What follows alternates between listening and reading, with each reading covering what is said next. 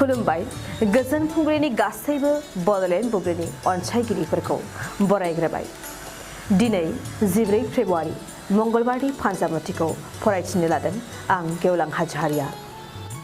फानजामुथिनि गिबियाव दं मेष राशि, खामानि मावनानै देहायाव मेंनाय मोनगोन। दिनैनि सानाव नोंथाङा बायदिसिना खामानि मावनायजों समखौ बारहोनांगोन। बृष राशि, जेंनानिफ्राय उदां जागोन। नखराव सुखु गोजोना साग्लोबगोन। बिसि फिसायनि गेजेराव सोमोन्दोआ साबसिन जागोन।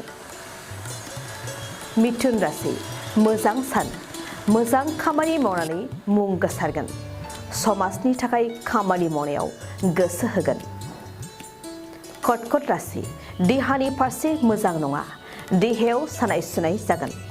बेमार आजारखौ लानानै उनदाहा खालामगोन।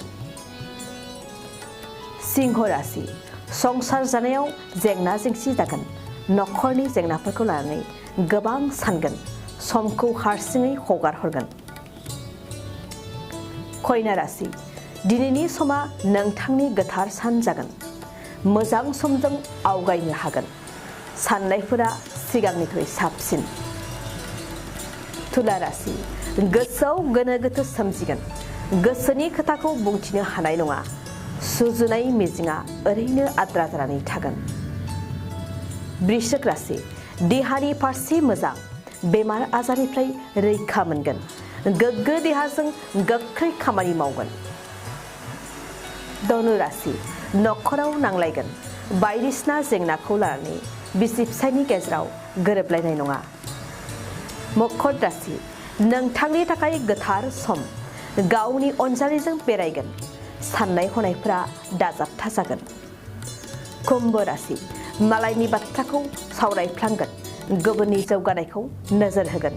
थांखि होसोनो हानायाव गोब्राब जागोन।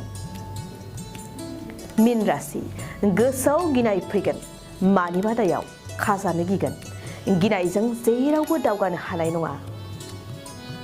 दिनै सानसेनि राशि फरायथियाबो एसेनोसै। आसा खालामो नोंथांनि दिनैनि साना मोजाङै मोजां थांगोन। बेखौ बड'लेण्ड बुब्लि नखरनिफ्राय मिजिंथिबाय। गोजोन्थों।